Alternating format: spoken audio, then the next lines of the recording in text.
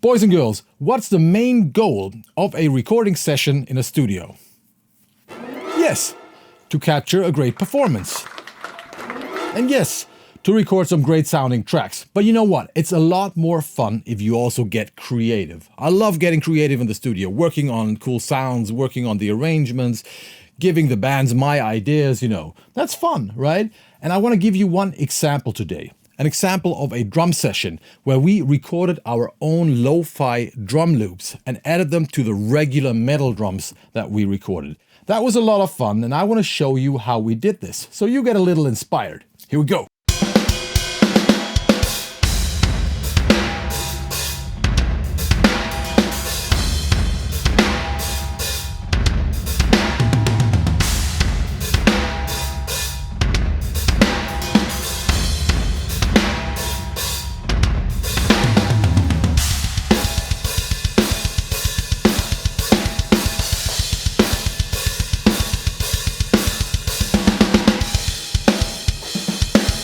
What a cool drummer, right? So I was working with him and his band TENSIDE.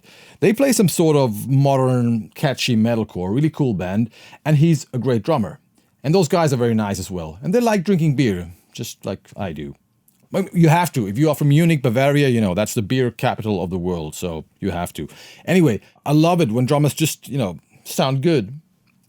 When you pull up the first fader, the overhead fader, and you hear like that guy knows how to hit the snare, and that guy knows how to keep the whole different instruments, the shells and the cymbals in balance. That's worth a lot. So yeah, he sounds cool. That makes my life a lot easier. Anyway, we were recording a few songs together.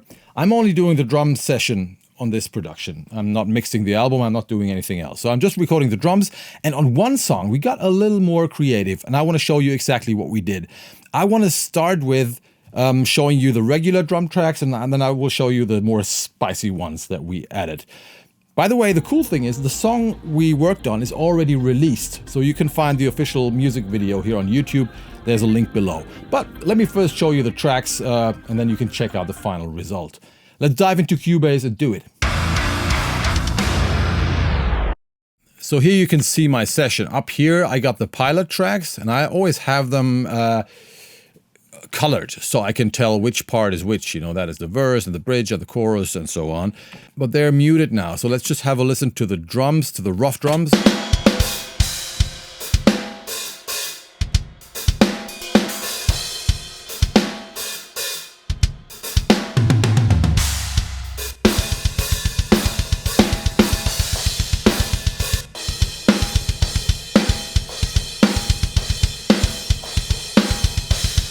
It's a pretty unique sounding snare. It is a little higher than I usually tune my snares, but it has a nice ring, and we decided to go for it because it has a little something like a Slipknot feel or something. Okay, let's check out the tracks. Let's start with the overheads.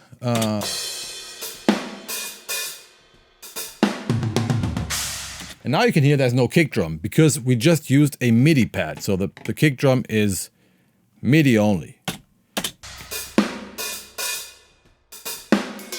There's the snare. Already EQ'd a little bit, a very typical move, trying to boost like the lower fundamental to give it a little more punch, trying to get rid of some of the ring and trying to add some snap to it. Snare bottom.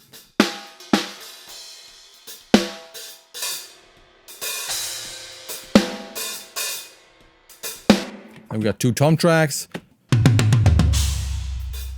Also slightly EQ'd. Let's have a look at this. Looks like this. Well, everything sounds pretty good from the start. Hi-hat, ride.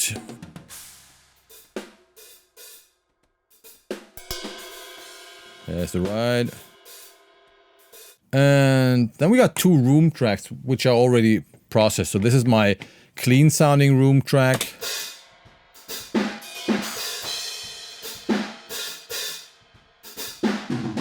And I'm using this wonderful sounding talkback limiter from Cornev, like in parallel compression to bring up the room.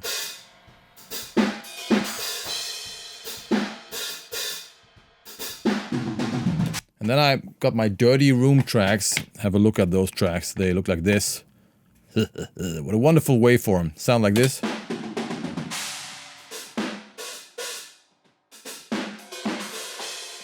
And I sometimes do that. I sometimes distort my dirty room tracks right from the start. So this here I was just pushing my API preamps until the converters started distorting the signal. And that sounds really cool. So if you push those dirty room mics, have a listen.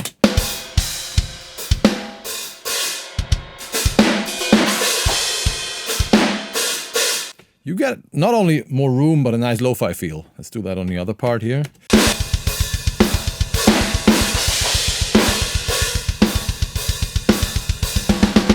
That's fun. So these are the regular tracks. Like I said, then we have a MIDI kick drum. I use MIDI kick drum, MIDI kick pads most of the time for my metal recording sessions. I only have the pilot tracks here, so those are the demos. It sounds like this.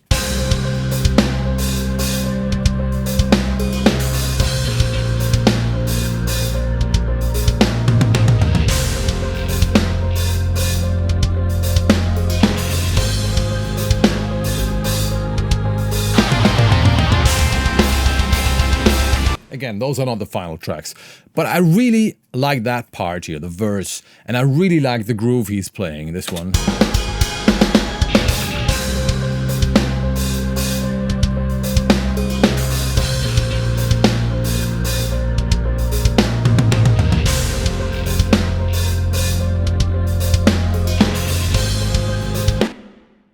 I really enjoyed this part and this groove, and there are no guitars there, so it was still empty enough to add some additional stuff. And for me, this part was kind of begging for some additional drum loops, lo-fi sounding drum loops or drum sounds to make it sound a little more interesting and a little more modern.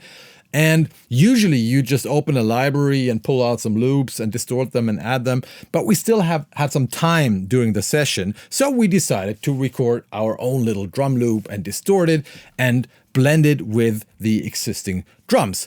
And that's what we got down here. So we recorded another set of drums. And this time the idea was to play the same beat, but without the cymbals. And if you record a beat like this without the cymbals, that means you can go a lot more crazy with the distortion and the compression and can do a lot more, of the fun stuff. What we did was we took my Yamaha Maple custom kick drum, which I'm mostly using not for metal, but for some vintage rock or from some more vibey sounding, think Led Zeppelin type of drum sounds. We took that kick drum and I used a different microphone setup. So let me show you what we got here. Here are the additional drums, and let's have a listen to them. After the final processing, it sounded like this.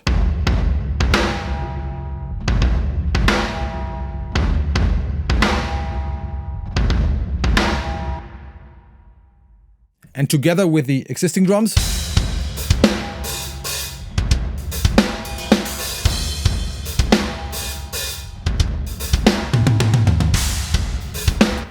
that adds a very nice spicy dimension, right? Like add some dirt, add some depth to it. Sounds a lot more interesting than without. Let me turn them off again.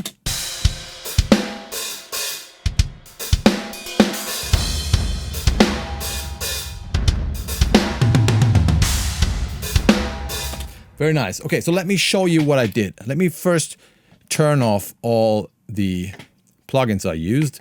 So I decided to not use the regular overheads. They sound like this.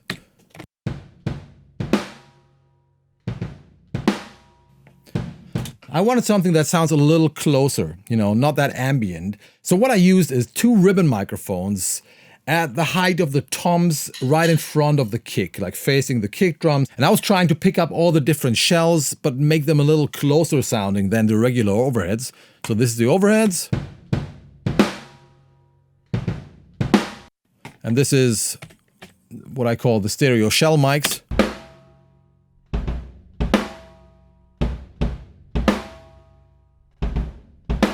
Overheads. So this sounds more ambient. And I knew I would use a lot of compression and distortion, so I didn't want to pick up too much of the room. So let's turn off the overheads. I went for the stereo shell set. Then we have the real kick drum, and I think I used a Shure Beta 52 for this. I will put a link to all the gear I used below, as usual, okay? Kick sounds like this.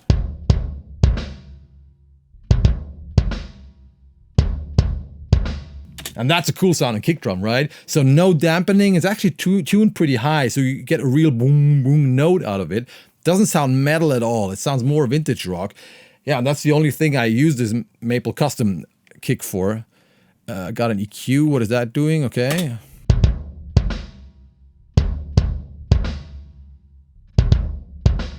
Adding some more low end, removing some of the upper bass, and cutting some of the very highs.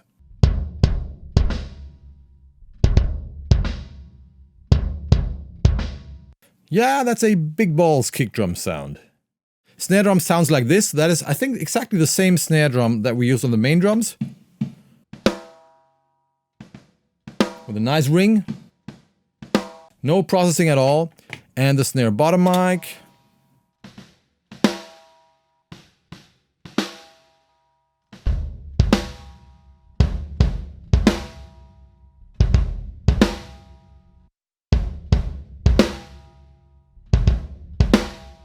And now comes the fun part. So now I added a lot of effects to that drum group to make it sound more lo-fi and more distorted. So let's start with an EQ. Pretty boring. Another talkback limiter, this time a lot more aggressive.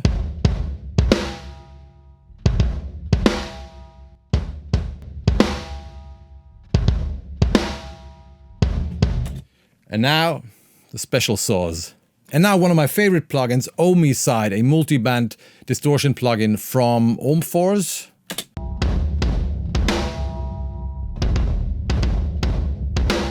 And I'm using two bands here. Low end sounds like this. Really fucked up. And then we have a higher band that is cleaner together.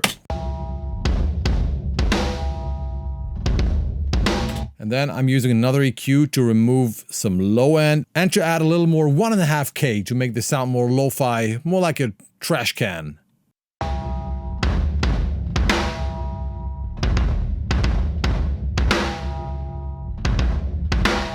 And finally some reverb.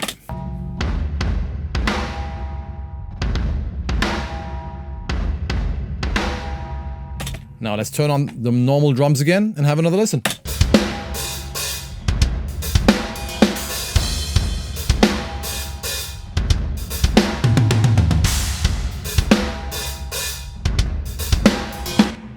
And with the music.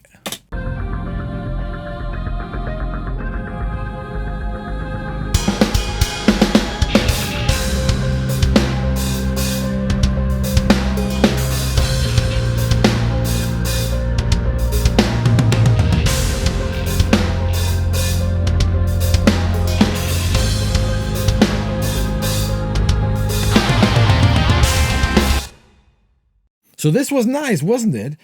This makes the drums sound a lot more interesting if you ask me.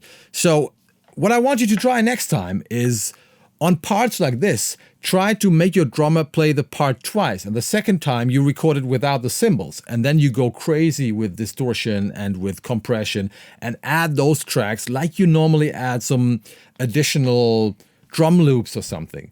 But this time it's your own drum loops, it's your own sound, and I'm sure it's gonna sound unique and it's gonna blend well with your existing tracks. I also want you to check out TENSIDE, the band, and the song, because the song is already released. There's a link below to the music video of that song, and it's a really cool song. And again, I didn't mix it, and the only drawback is that the guy who mixed it didn't make my lo-fi drums that loud. I would have mixed it maybe like this, very spicy and lo-fi. He decided to just have them in the background or something. But don't get me wrong, it's a cool mix. And it's a good song. So check out TENSIDE and get inspired by this technique. Again, let the drummer play twice, second time without the cymbals, pull up all your distortion plugins and go crazy. That's fun. That's all for today. If you enjoyed this video, I want you to hit the subscribe button below and ring the bell, ding dong. If you want to hear more about what I do, and if you want to meet some cool people, and if you want to get some free stuff, drum samples and IRs and shit like that, you better subscribe to my email lists below. Because I got a lot of free stuff on my Discord server, and I'm sure you want to go there. There you can also discuss audio production with me on the Kohle Audio Cult Discord server, right? So that was fun. Please check out TENSIDE. Those guys are really cool, and they can drink a lot of beer and make cool music. They're also coming on tour in Germany very soon. Check them out and get inspired by this and do some crazy shit with your drums. I see you next time. I see you in hell, motherfuckers. I love you all. Bye-bye.